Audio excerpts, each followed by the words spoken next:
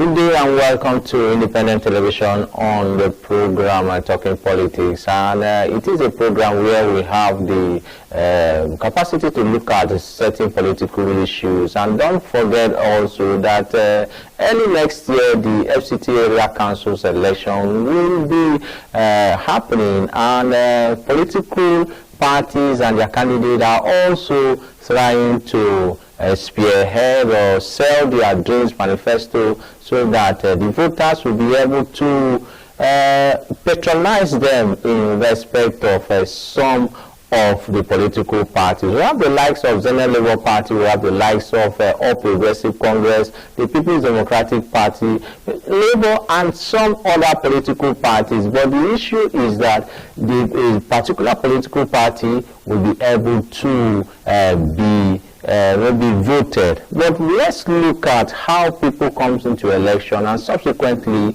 at the end of the day we see the depth of infrastructural gap in the Federal Capital Territory. And we'll be looking at all these issues because we really want to look at the challenges in the area council, the inability of the area council also to see how they can be able to give the people the dividends of democracy. When pregnant women travel from maybe like 20 kilometers to seek health care, it means it is indeed a big issue. And my guests will be joining me as we are looking at those issues after this short break. Stay with us, and this is Independent Television, and the program is Talking Politics. Stick around. All right, welcome back to that from that break. My guest is Honorable NONSO OKEKE, a one-time governorship aspirant under the platform of ADP, currently the vice chairmanship candidate for Abuja Municipal Area Council for 2026 under Zenith Labour Party, and he is also a public affairs analyst. Welcome, sir, to the program Talking Politics. Thank you very much, Mr. Ben, and good afternoon, Nigerians. All right, we'll be looking at one basic aspect of infrastructure decay. Should area council be held accountable? Because when you look at the dilapidated structures in the Federal Capital Territory, and you know when the Labour Party presidential candidate was able to create an uproar in the political space by going to a particular school in the Federal Capital Territory, it looks as if the Minister of the FCT is not working. That is one of the examples. So what is the cause of these loopholes? Mr. Ben, there's no saying that the social contracts we signed with the current government has failed. And according to Thomas Hobbes, John Locke, and Jean-Jacques Rousseau, they are all philosophers who agree that the citizens are at liberty to withdraw their social contracts if they deem it fit that the government has failed them. And that is what we are seeing in the length and breadth of Nigeria. The current government has failed us, and narrowing it down to the FCT. The government has failed in FCT. All we could see is just in local parlance, what we call shawarma roads, going up and down in FCT. What do you mean by shawarma road? What does that mean? Well, Ben, we mean when we talk of shawarma roads, these are roads that will barely stand the test of time. You know, these are, yes, I agree there are lots of road construction going on in Abuja, but the quality of those roads are roads that, you know, engineering-wise will not take more than 2 years before it gets dilapidated again. That's why we call it shawarma road. Very, very beautiful when you see it, but under 2 years we'll all be alive in FCT to see how those roads will turn out. All right, we will all be alive to get maybe those testimonies to see what that road will turn out to. But when you look at the issues of politicians in Nigeria, What exactly, how do you describe a politician who came into power and after some time he decamped to join another political party? Is that the terrain? Assuming you are on the platform of a Zenith Labour Party, so what now happens if you receive a phone call from maybe the president to say either you come in or things might be difficult for you as a political party? What is your take on that? It boils down to value system, and principles of human beings.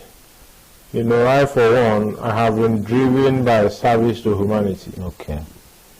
And if you are driven by service to humanity, then you find it very difficult to compromise. It's not as if we have not had phone calls or we have not had invitees to come on board the ruling parties and all that, but it's very, very difficult to belong to some parties and still have your mental sanity, because you try to defend and defend and defend.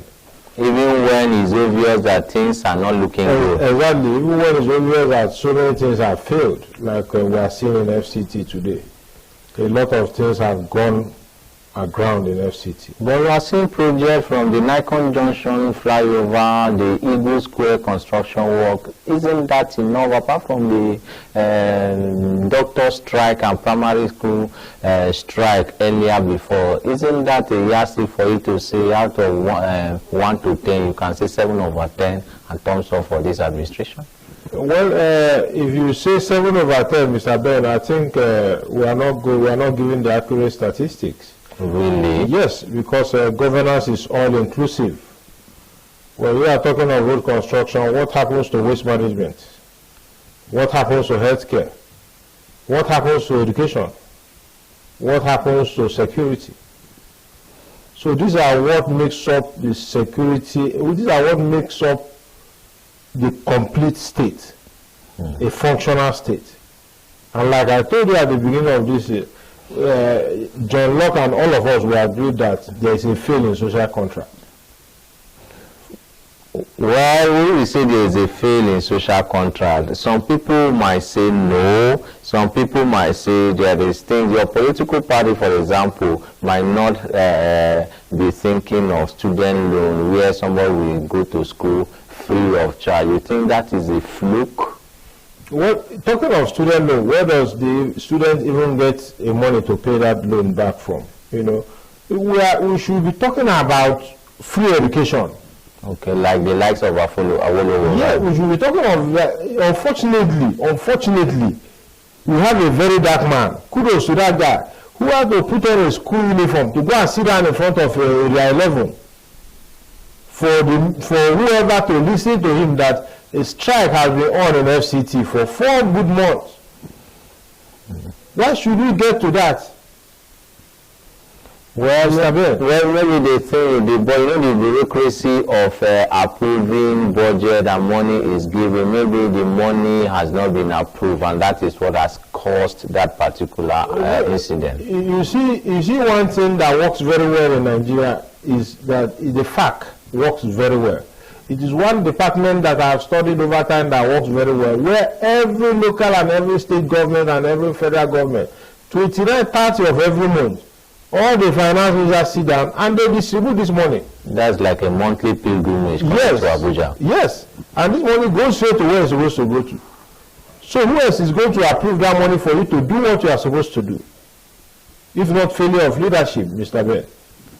Well, if it is failure of leadership, the local area councils in Abuja are getting their allocations. Then what will now happen for a particular area council chairman like AMAC to decamp to the ruling party? Well, that is why if you watch how I started this interview, I said there is loss of value among politicians. Politicians just cross carpet left, right, and center without having humanity as their cardinal objective. Because if we understand that humanity is the reason why we should go into politics or why we should go into service, then we shouldn't be behaving like this. I want to shock the public a little, FCT residents, that AMAC receives the second largest chunk of FAC after Alimosho local government in Lagos State. You can't AMAC. AMAC receive over $1 billion plus every month. So why can't the teacher salary be paid? Why should FCT be stinking? Go around, go to Katampe, go to Kurudu, go to Jiwa, go to Goga, go to Dede. The story is the same. FCT is stinking. Maybe they want to plant trees for some form of environmental and ecological issues. That is their major challenge. Well, it has to be first thing first. According to Henry Maslow, we are all students of economy. Okay. There should be a need pyramid. Okay. Hierarchy of needs. Yes, hierarchy of needs. There are so many things needed in FCT. Education is key in FCT. Based on our manifesto in Zenith Labour Party, we also have insecurity. Then you cannot move from here, from this our studio here, at Pape to Kubwa, safely, without paying your last prayer. Just because you almost get caught up with one chance. How can we continue like this, then in the capital of the most popular black nation in the world? But we have seen the president telling the Nigerian police, the IG, to withdraw police from VIPs. Is that not a good note in such a way that those police were able to protect the borderlines of the Federal Capital Territory? Well, the thing is this. When you use kinetic approach to solve insecurity, it becomes a problem. Like our manifesto in Zenith Labour Party, the hunger is too much in the land there. The hunger is too much. You keep on, unfortunately, having casualties in our security architecture because we fail to address that underlying problem. And what is the underlying problem? The underlying problem is hunger and poverty in the land. The underlying problem is hunger and poverty. People are very hungry, Mr. Bell, and we need to solve that challenge. Okay, but I do know that there was increment of salary for civil servants, 70,000 naira from, I think, 30-something thousand then. Isn't that okay so that they can for a start? How many state governments are paying that? How many local governments are paying that? You see, Mr. Bell, we must begin to hold people accountable. We must begin to hold people accountable in leadership for things to work well in Nigeria. Even you are talking about holding people accountable, you and I know that it is not really easy to recall your member or House of Rep, recall him. The process seems to be tedious. It's even easy for a camel to pass through the eye of a needle. How many National Assembly members has been recalled looking at the Nigerian democracy? Don't you think that except the National Assembly is able to implement laws where you can recall, if you are not doing well, politicians seems to eat and wine with the grassroots, eat roasted corn and roasted yam. At the end of the day, when they win election, assessing them is cumbersome. The way you are so loyal, trying to tell the viewers that we should hold them accountable. How about if we are unable to see you again if you win your election, peradventure? Yeah, well, my brother, Mr. Ben, you see, leadership is very simple. Okay. I used to give an example of these Buzu people from Niger. When last did you see Buzu in the FCT? They've all gone back to Niger. Niger is under a military junta. To go and do what in Niger? They've gone back because Niger is attaining stability. There is economic stability in Niger. Unlike Nigeria? Yes. Most of them are going back to their country because their country is attaining stability. And this is all boils down to leadership. Well, we are aware that along that the price for bag of rice has reduced to some extent. Is that not a yardstick to congratulate the present economic policies? Well, where was the bag of rice when this government took over 3 years ago? Where was that bag of rice? And how many people now? You see, the multiplier effects on everything in this economy is biting hard. If you are buying fuel at 900 naira and rice comes down to 20,000 naira a bag, you have succeeded in doing nothing. You know, because the economic indices shows that all these things has to be holistic. There has to be a crash in all the sectors before it will be felt by the common man. The common man can hardly feed 3 square meals a day now. And that is the sad reality as posted by the World Bank, who told us that Nigerians between January and June this year will move from 133 million to 139 million. 6 million people entered into the poverty line, including maybe me and you at this studio here, among those 6 million people. Okay, so I are you in the studio among those 6 million people. It's unfortunate. It reminds me of the proverb of a parable of proverbial statement, rather, of living $2 per day for what we have now. Anyway, before we go on a break, looking at these challenges, don't you think that if the area councils are getting the allocations, why is it difficult for them to use any of the area councils, especially let's focus on AMAC, the inability for them to use that money judiciously? Aren't they using it judiciously? Just the way you say, it's the second largest local government in Nigeria in terms of revenue. Yeah, well, Mr. Ben, we are currently in campaign seasons now. And we know some political parties and their candidates that are busy. Okay, let's hold on and go for this break. When we come back, the show will continue. Welcome back from that break. My guest is still with me in the studio, Honorable NONSO OKEKE, and he is a one-time governorship aspirant under the platform of ADP, currently vice chairmanship candidate for Abuja Municipal Area Council 2026 polls under the platform of Zenith Labour Party. And we are looking at the infrastructure decay. Should area councils be held accountable? So, sir, if area councils, welcome back from that break, sir. Thank you. Okay, so now let's look at if area councils are giving this money and they are not accountable, seems not to be accountable. Must the anti-corruption agencies wait until they leave power? Is that how it is supposed to be? No, I don't think the anti-corruption agencies are supposed to wait. The reason being that as far as we know, the immunity covers just Mr. President and the state governors. We don't see in the constitution where this immunity covers any of the 774 local chairmen. As a matter of fact, this local government is what is called the nurseries of democracy, where it's supposed to build up young men like me and you, so that we can start our journey into politics from there. You know, but unfortunately, we are even seeing that there are more crooks and there are more crooks and focusless leaders in the I thought it is only the court that can say this person is fully certified to be a crook. How will you say they are crook? What I'm saying that this is that we have not seen, since the Supreme Court judgment gave a resounding judgment since July last year, we have not seen anything coming out from this local government.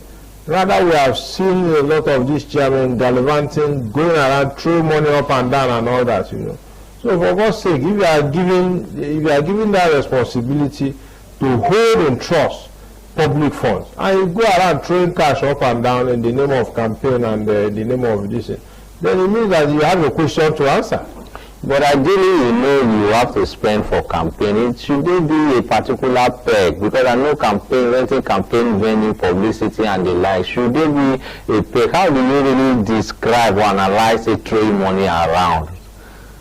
I will answer you with what is happening in Abia State. Okay. You know, if you compare the whole southeastern state, you see that Abia State is doing well. You know, and a blind man and someone who has not been to Abia before will know that in 2027, the governor will most likely have a landslide victory because of what he has achieved on ground. You know, you see, the people are very, very easy to govern. You know, when we have good leadership.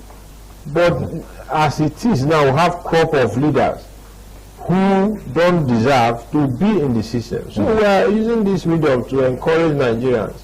You know, whether they will like it or not, Donald Trump, yes, he can come to Nigeria and do whatever he wants to do, but he's not going to save us. We need to agree on ourselves to fix this country back. Is it an appeal that he should come, or you are advocating that he should just come in a few days' time? No, I'm telling you because I am a student of peace and conflict resolution from the Nigerian Defense Academy at Kaduna. And I can tell you for free that most times when these imperialists come into Africa, it is for scrambling and partitioning. You know, like what we see in Sudan. You know, these guys bring in what we call proxy war. There is a course that we are studying, that we studied then at Kaduna, the making of proxy wars. When they bring these wars into Africa, they come and make Nigeria a center for war. At the end of the day, they leave Nigeria scattered, they leave Sudan scattered, more than how it is. So that is why we are encouraging everybody in Nigeria that this is not going to be our solution. Our solution is to go to the polling units with our eyes open and vote these guys out that are causing this problem. Well, then, are you aware that not up to 5,000 people are causing this problem in Nigeria? Well, I've not been able to receive that statistic, but you do know that the president has a plan to has shortlisted, I think, Christopher Musa to replace the outgoing Minister of Defense. Maybe from that aspect, we need to look at in the due course that things is going to get better. But we do know that there is this saying, politicians are best of the same feather. There is no house in the Labour Party will go to a meeting that have APC and PDP and they will not flock together. It's very rare for me to say, according to your word, that politicians some are different. It is difficult. I'm looking at how things are going on now. You might be tempted to come and join the APC. Don't you think so? No, I can't be tempted to join the APC because over time we've seen that if you find your way into the APC, you lose your morals and your conscience, you know, because most of the governors who have gone there told us they want to connect their state to the center. Was Peter Mbah not doing better? Was he not doing better as a PDP man? Is Alex not doing wonderfully well? Alex Oti not doing wonderfully well? As a Labour Party. As a Labour Party person. So what I mean, no matter the party you are, whether you are in our party, Zenith, Labour Party or anywhere, the leadership is inborn. It's inborn, Mr. Ben. And if you are not ready for leadership, there's no way you can achieve it. But you and I, the likes of Bukunle Amoso there was a report a week or 2 weeks ago but it's saying that the qualifications for political party aspirants should not be pegged at O level, that it should be a graduate, BSc or HND. Can that change the dynamics of what we are seeing? Because the infrastructure, somebody who has a school start with the kind of allocation, just the way he said, as a local government area council chairman, suddenly saw 1 billion in his account. You know he might be G3. Is the qualification the problem, or maybe the person just is so addicted to corruption in terms of embezzlement of money? Yeah, well, I think to some extent I agree with you, Bukunle Amoso, because education exposes you to the social fabrics of life. You know, so at the level of a BSc, there are so many things and there are so many kind of person you have been exposed to. You know, and there's also the level of emotional intelligence that you have been able to build, you know, at that level. You know, but that's not completely it. You know, someone who has a bad foundation will certainly not make a good leader. So a little on the other side, a little on this side. And we cannot remove the blocks and lay another foundation by putting a solid block. Yeah, well, the only thing we can do, according to Raphael Warnock, Raphael Warnock said that a vote is a special kind of prayer of the kind of world you would like to live in. You know, so let's keep encouraging Nigerians. We know there's a lot of voter apathy now. Let's keep encouraging Nigerians that let's keep going to the poll. You know, I was impressed with Osun State. I was impressed with Borno State in the recent voters registration. It means that there's still hope for Nigeria. let's keep encouraging Nigeria. Someday we are going to get it right from the polling unit. All right, someday we are going to get it right, according to my guest from the polling unit. But there is also another statistics when it has to do with the do and undo off-season election. I think issues of